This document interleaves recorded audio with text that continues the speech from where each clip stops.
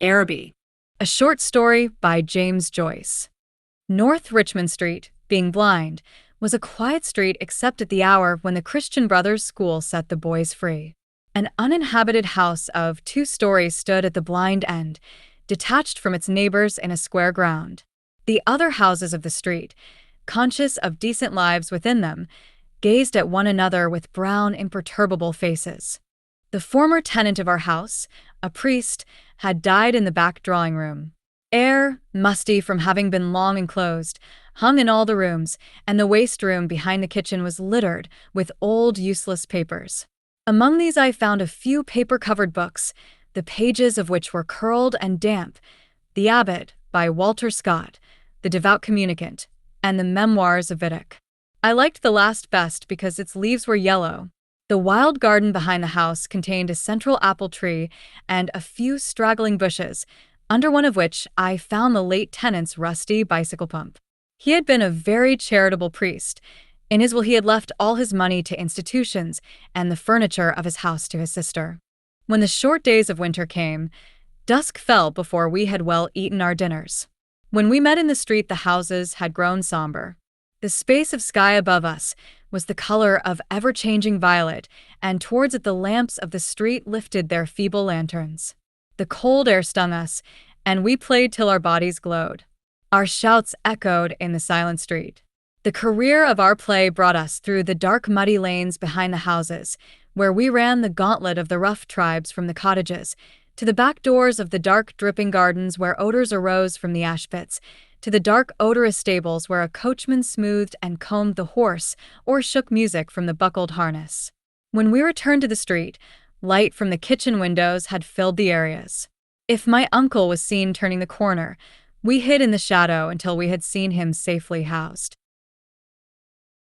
Or, if Mangan's sister came out on the doorstep to call her brother into his tea, we watched her from our shadow peer up and down the street. We waited to see whether she would remain or go in, and, if she remained, we left our shadow and walked up to Mangan's steps resignedly. She was waiting for us, her figure defined by the light from the half-open door. Her brother always teased her before he obeyed, and I stood by the railings looking at her. Her dress swung as she moved her body, and the soft rope of her hair tossed from side to side. Every morning I lay on the floor in the front parlor watching her door. The blind was pulled down to within an inch of the sash, so that I could not be seen. When she came out on the doorstep, my heart leaped. I ran to the hall, seized my books, and followed her. I kept her brown figure always in my eye, and, when we came near the point at which our ways diverged, I quickened my pace and passed her. This happened morning after morning.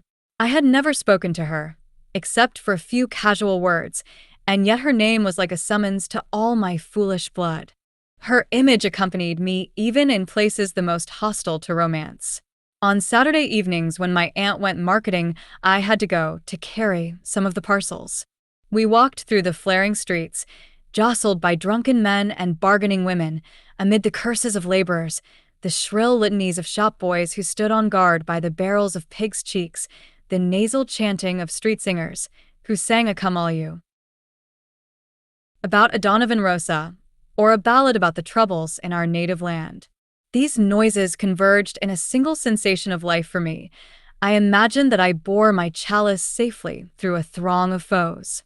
Her name sprang to my lips at moments in strange prayers and praises which I myself did not understand. My eyes were often full of tears, I could not tell why, and at times a flood from my heart seemed to pour itself out into my bosom. I thought little of the future.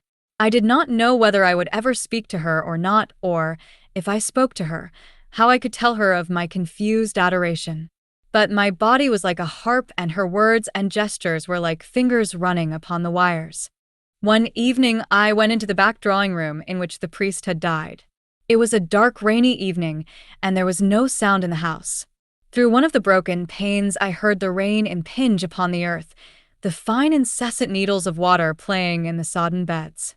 Some distant lamp or lighted window gleamed below me. I was thankful that I could see so little. All my senses seemed to desire to veil themselves, and, feeling that I was about to slip from them, I pressed the palms of my hands together until they trembled, murmuring, "O love, "Oh, love," many times. At last she spoke to me. When she addressed the first words to me, I was so confused that I did not know what to answer. She asked me was I going to Araby. I forgot whether I answered yes or no. It would be a splendid bazaar. She said she would love to go. And why can't you? I asked. While she spoke, she turned a silver bracelet round and round her wrist. She could not go, she said, because there would be a retreat that week in her convent. Her brother and two other boys were fighting for their caps, and I was alone at the railings. She held one of the spikes, bowing her head towards me. The light from the lamp opposite our door caught the white curve of her neck, lit up her hair that rested there and, falling, lit up the hand upon the railing. It fell over one side of her dress and caught the white border of a petticoat, just visible as she stood at ease. "It's well for you," she said. "If I go," I said, "I will bring you something." What innumerable follies laid waste my waking and sleeping thoughts after that evening. I wished to annihilate the tedious intervening days. I chafed against the work of school. At night in my bedroom, and by day in the classroom, her image came between me and the page I strove to read. The syllables of the word Araby were called to me through the silence in which my soul luxuriated and cast an Eastern enchantment over me. I asked for leave to go to the bazaar on Saturday night. My aunt was surprised and hoped it was not some Freemason affair. I answered few questions in class. I watched my master's face pass from amiability to sternness. He hoped I was not beginning to idle. I could not call my wandering thoughts together. I had hardly any patience with the serious work of life which, now that it stood between me and my desire, seemed to me child's play, ugly monotonous child's play.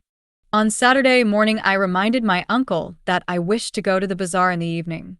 He was fussing at the hall stand, looking for the hat brush, and answered me curtly, "Yes, boy, I know." As he was in the hall, I could not go into the front parlor and lie at the window. I felt the house in bad humor and walked slowly towards the school.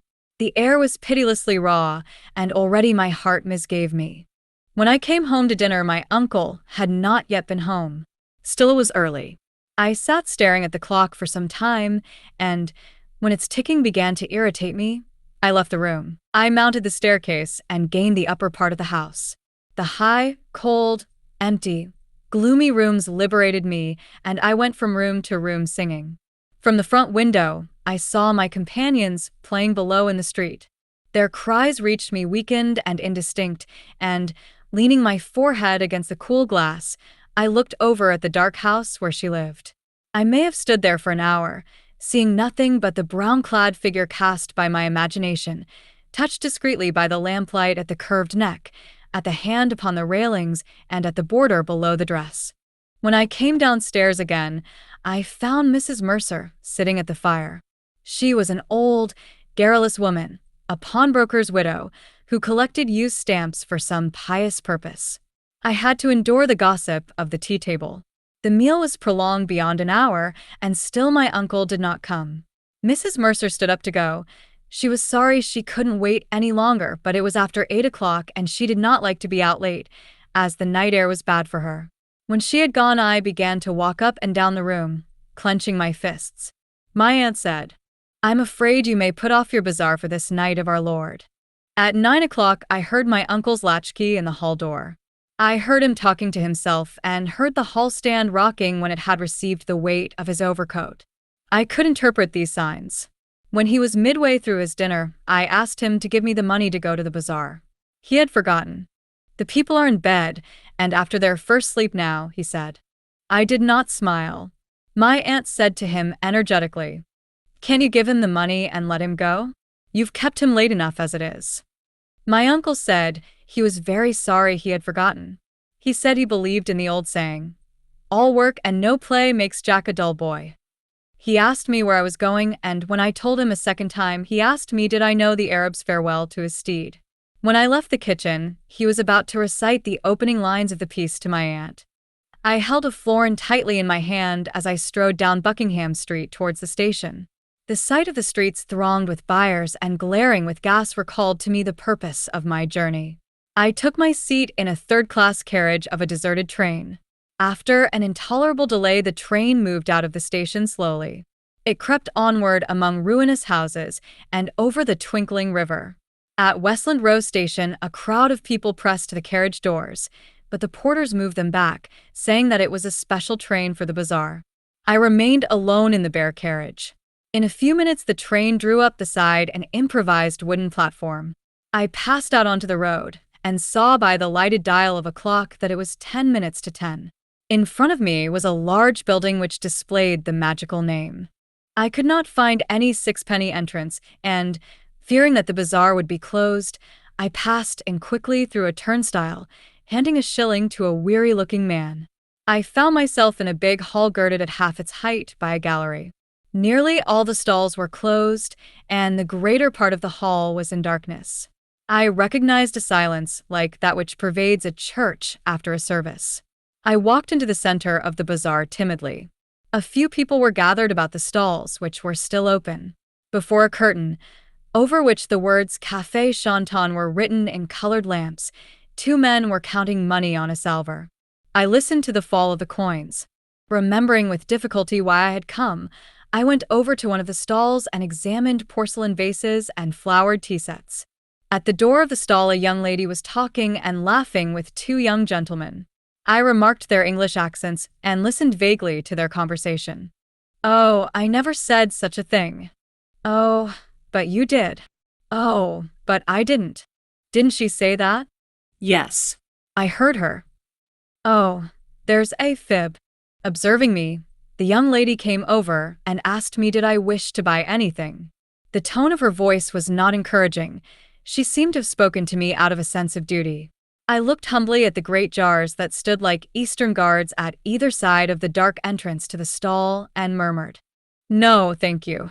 The young lady changed the position of one of the vases and went back to the two young men. They began to talk of the same subject. Once or twice the young lady glanced at me over her shoulder. I lingered before her stall, though I knew my stay was useless, to make my interest in her wares seem the more real. Then I turned away slowly and walked down the middle of the bazaar. I allowed the 2 pennies to fall against the 6 pence in my pocket. I heard a voice call from one end of the gallery that the light was out. The upper part of the hall was now completely dark. Gazing up into the darkness, I saw myself as a creature driven and derided by vanity, and my eyes burned with anguish and anger.